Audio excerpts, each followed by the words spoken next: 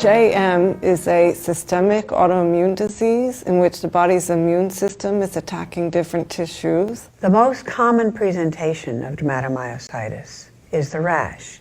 It occurs in over 50% by itself, and then is followed sometimes 3 or 4 months later by the parents noticing that the child can't get up from the chair, climb into bed, get into the car. So patients have a lot of weakness and fatigue in their muscles, but it also frequently involves the skin, so they have skin rashes. But it can involve a number of other organs too, like the joints, the heart, the lungs, the swallowing tube. So we have the clinical symptoms, the rash, the weakness, muscle enzymes, and muscle biopsy and EMG.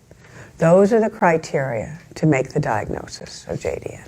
Corticosteroids are still the mainstay of therapy. There's 2 different ways to really use it. One is IV and one is oral.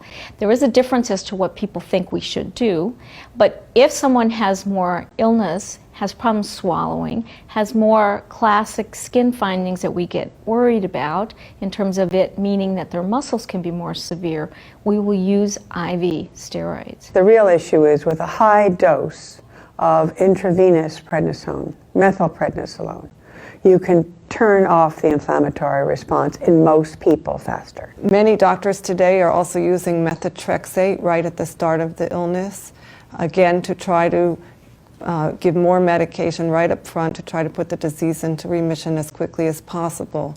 This seems to cut down on the duration of corticosteroid use, the total amount that's used, and some of the corticosteroid side effects. Usually if we use the high dose pulsing, we can use lower doses of oral prednisone on the non-pulse days.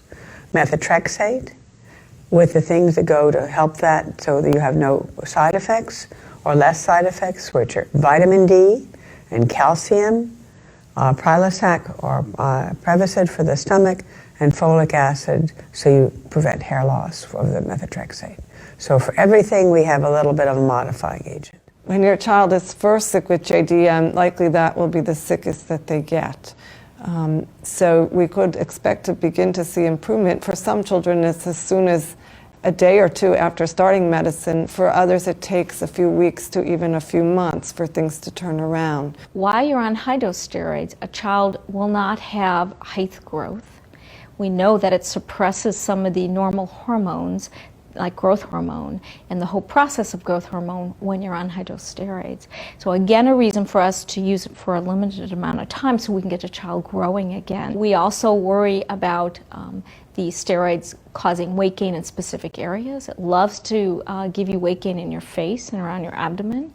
That should get better over time as you wean down the dose or decrease the dose, but you might notice that preferential weight gain in those areas. It's very important that nutritionally you're taking care of your child, having them eat healthy fruits and vegetables and limiting the amount of salt they take in and the amount of sugar they take in. When your child is on high doses of immunosuppressive therapy like prednisone and other treatments, they really can't receive live viral vaccines. In fact, no members of the family that live with the child should receive live viral vaccines.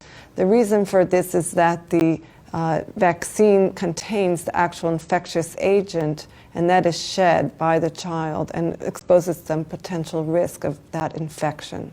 Now, right up there at the beginning is sunscreen. You have to have sunscreen, even on a cloudy day. So we know that the disease can be worsened or aggravated by a lot of sun. Recommend child staying out of the sun during the mid part of the day, and that's usually, in my mind, from 11 to about 3. Another important aspect of treatment right up front is physical therapy. We know that maintaining the range of motion of joints, which tend to become contracted, is very important. So there can be passive range of motion exercises that are done even once a day.